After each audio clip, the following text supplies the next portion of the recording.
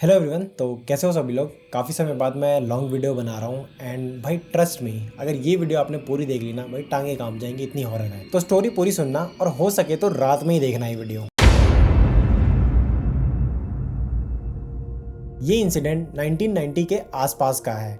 उस समय मैं प्रेस्टीजियस R&D सेंटर में ऑफिसर के तौर पे काम किया करता था एंड ये सेंटर मद्रास में था, जो कि उस समय चेन्नई हुआ करता था। सेंटर के कैंपस में एक नई बिल्डिंग थी जिसे हॉस्टल कहा जाता था। ये बिल्डिंग ऑफिसर्स के लिए ऑफिशियल क्वार्टर्स का एक हिस्सा थी। बिल्डिंग में 3 फ्लोर्स थे और हर फ्लोर पे 8 अपार्टमेंट्स थे, 4 लेफ्ट में और 4 राइट में। सेंटर में एक स्टेयर केस थी जो कि सेकंड और थर्ड फ्लोर तक जाती थी। ये अपार्टमेंट्स फुली फर्निश्ड थे, जो बैचलर्स के लिए एक तरह का स्वर्ग था, क्योंकि उन्हें फर्नीचर खरीदने की जरूरत नहीं होती थी। मुझे थर्ड फ्लोर के लास्ट अपार्टमेंट में अलॉटमेंट मिला था और ये पूरा साल उस अपार्टमेंट में बहुत बढ़िया गया था। लेकिन गर्मियों के दिनों में थोड़ी दिक्कत देता था, क्योंकि वुडन फर्नीचर और बेड काफी गर्म हो जाया करते थे। अपार्टमेंट का लेआउट कुछ इस तरह था। जैसे ही आप फ्रंट डोर से एंटर करते हो, राइट साइड में एक वाइड और लेंथी लिविंग रूम था और उसके एंड में एक बालकनी का डोर होता था।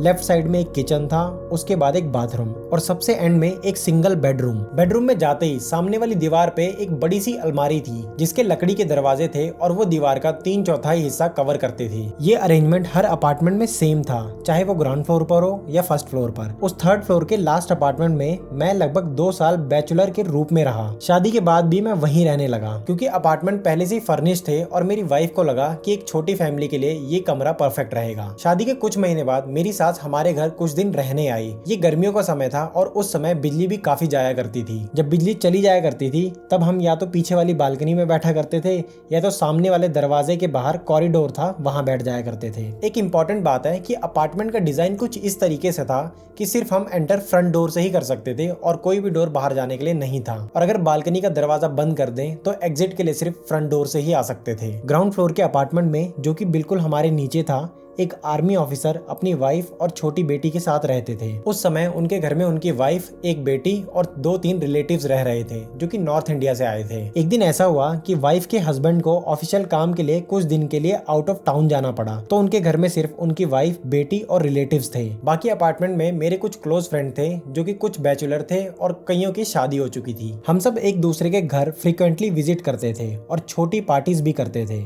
एक फ्रेंडली और छोटी सी कम्युनिटी थी जहां सब लोग एक दूसरे की मदद के लिए हमेशा तैयार रहते थे। उस दिन शाम को बिजली नहीं थी और रात के 9 बजे मैं, मेरी वाइफ और मेरी सास दरवाजे के बाहर कुर्सी पर बैठे हुए थे। हमने पीछे बालकनी का डोर भी खुला रखा हुआ था और अगर रात तक लाइट वापस नहीं आई तो घर में सो सके। अचानक से नीचे ग्राउंड फ्लोर से एक तीखी चीख सुनाई दी। मैं तुरंत खड़ा हो गया और झुक के देखा तो आर्मी ऑफिसर की वाइफ चीख रही थी और लिटरली चिल्ला रही थी कि उनके घर में एक चोर है और उन्हें तुरंत मदद चाहिए। इसके बाद क्या हुआ, उससे पहले मैं आपको एक इनक्रेडिबल स्टोरी सुनाता हूँ।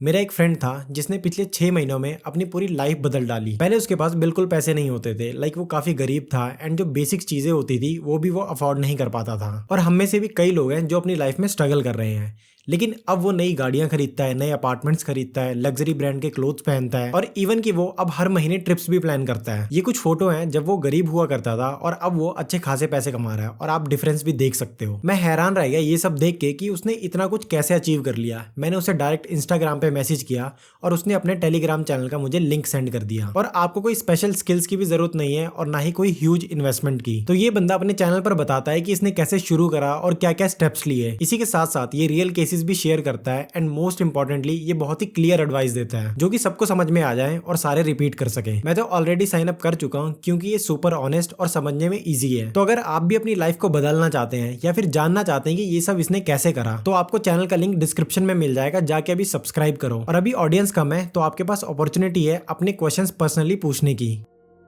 उनकी चीख सुनते ही मैं तुरंत नीचे भागा और अपार्टमेंट से ही मैंने कुछ अपने बैचलर दोस्तों को भी बुला लिया था। हम सब मिलकर कुछ ही मिनट्स में ग्राउंड फ्लोर पर आर्मी ऑफिसर के अपार्टमेंट पहुंच गए। उनकी वाइफ ने हमें बताया कि बिजली ना होने की वजह से पूरा परिवार शाम से घर के बाहर बैठा हुआ था। वो सिर्फ पानी लेने गई थी और उन्होंने देखा कि एक आदमी व्हाइट शर्ट और व्हाइट ट्राउजर पहने उनके बेडरूम के दरवाजे के पास खड़ा था। ये देखकर वो एकदम डर गई और जहाँ खड़ी थी वहीं जम गई। उनके मुंह से एक भी शब्द नहीं निकला। कुछ सेकंड्स के लिए वो आदमी उन्हें घूरता रहा। उसके चेहरे पर नफरत थी और आंखों में गुस्सा। उसने कुछ बोला जो उन्हें समझ नहीं आया और फिर अचानक वो बेडरूम के अंदर चला गया। वो वहीं से देख रही थी कि वो आदमी बेडरूम के अंदर चला गया और सीधे अलमारी के अंदर गायब हो गया। उन्हें समझ नहीं आया कि वो आदमी अंदर कैसे आया, क्योंकि सारा परिवार तो मेन डोर के बाहर बैठा था और पीछे बालकनी का दरवाजा भी उन्होंने लॉक कर रखा था। जैसे ही उन्होंने ये सब देखा, वो तुरंत दरवाजे के बाहर भागी और फ्रंट डोर को बंद करके लॉक कर दिया ताकि वो आदमी भाग ना सके। अपना ये एक्सपीरियंस शेयर करते वक्त उनकी आवाज काफी तेज थी, वो कांप रही थी और चेहरे पर पसीना साफ दिख रहा था और वो बहुत ज्यादा डर के कारण काफी घबराई हुई लग रही थी। हम दोस्तों ने आपस में डिस्कस किया कि इस सिचुएशन में क्या किया जाए। हमने डिसाइड किया कि हम डंडा लेके उस कमरे में जाएंगे और उस चोर को पकड़ेंगे, क्योंकि उसके पास भागने की कोई जगह नहीं थी। हमारे एक दोस्त के पास टॉर्च थी। हम अंदर गए और उसने टॉर्च जलाई। हमने पहले लिविंग रूम, किचन और बाथरूम चेक किए, पर सब जगह खाली थी। सिर्फ एक जगह बची थी, वो था बेडरूम। हमने टॉर्च लेकर बेडरूम में भी चेक किया और देखा कि वहाँ पर कोई भी नहीं था, बेडरूम पूरा खाली था। आखिर में हमने अलमारी चेक करने का डिसाइड किया। अलमारी के 4 फुल साइज दरवाजे थे और हमने एक एक करके हर दरवाजा खोला और अंदर जो भी है सरेंडर करने को कहा। जब हमने अलमारी के चारों दरवाजे खोलकर एक एक कोना चेक कर लिया तो हमें कंफर्म हो गया कि वहाँ कोई भी नहीं था। तभी हमें समझ में आया कि आर्मी ऑफिसर की वाइफ ने जिसे देखा था वो शायद चोर ना हो, क्या पता उनका वहम हो, या हो सकता है कि वो कोई भूत था। आर्मी ऑफिसर की वाइफ मानने को तैयार ही नहीं थी कि घर में कोई नहीं है। हमने उन्हें हर जगह ले जाकर फिर से चेक करने दिया ताकि उनका डाउट क्लियर हो जाए और उन्हें भी पता लग जाए कि घर में कोई भी नहीं है। वो औरत इस एक्सपीरियंस से इतनी डर गई थी कि उन्होंने हमसे रिक्वेस्ट की कि जब तक लाइट वापस नहीं आती हम उनके परिवार के साथ घर के सामने रुके। उस रात के बाद उन्होंने कभी उस आदमी को नहीं देखा। कुछ महीने बाद हमें थोड़ा शक हुआ कि शायद वो चोर नहीं था, सच में ही भूत था, क्योंकि घर का एक एक कोना छान मार लिया था और वहाँ कोई भी नहीं था। अगर उन्होंने किसी इंसान को देखा था तो वो आखिर गया कहाँ। इस अपार्टमेंट के डायगोनली ऑपोजिट और 3rd फ्लोर पर हमारा एक बैचलर दोस्त रहता था जिसका नाम रोहन था।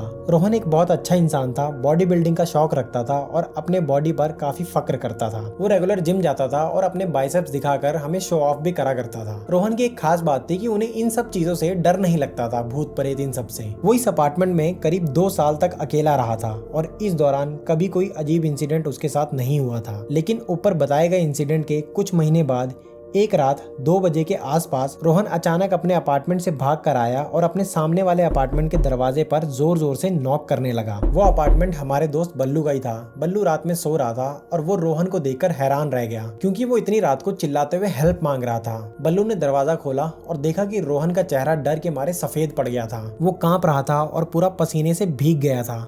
रोहन एक शब्द भी नहीं बोल पा रहा था। बल्लू उसे अपने अपार्टमेंट के अंदर ले गया, उसे शांत करने की कोशिश की और सोने दिया। अगली सुबह जब रोहन कुछ बताने लायक हुआ तो उसने बताया कि वो अपने कमरे में आराम से सो रहा था। तभी उसे एक अजीब सी आवाज ने जगा दिया जो उसे बुला रही थी। पहले उसे लगा कि शायद ये एक सपना है, फिर उसने अपनी आंखें खोली और इधर उधर देखा। अंधेरे में जैसे ही उसकी आंखें एडजस्ट हुई, उसने देखा कि एक काली सी एंटिटी उसके पास खड़ी थी और उसे घूर रही थी। इससे पहले वो कुछ कर पाता, वो एंटिटी उसके चेस्ट पर बैठ गई और उसका गला दबाने लग गई। उसकी ग्रिप इतनी मजबूत थी कि रोहन कुछ नहीं कर पा रहा था। उसकी जुबान बाहर आ गई, आंखें फट गई और वो बस साइलेंटली उस एंटिटी से अपनी जान बख्शने की भीख मांग रहा था। उसने महसूस किया कि उसके लंग्स में हवा बिल्कुल नहीं थी और वो मरने के लिए तैयार हो गया था। तभी अचानक से उस एंटिटी ने अपनी ग्रिप छोड़ दी। जैसी ग्रिप छूटी, रोहन बेड से उठकर भागा सीधा अपने अपार्टमेंट से बाहर और बल्लू के रूम पर खटखटाने लगा। ये इंसिडेंट रोहन के लिए इतना टेरिफाइंग था कि उसने तुरंत मद्रास से अपना ट्रांसफर करा लिया और अपने होम स्टेट केरला के पास एक और R&D सेंटर में शिफ्ट हो गया।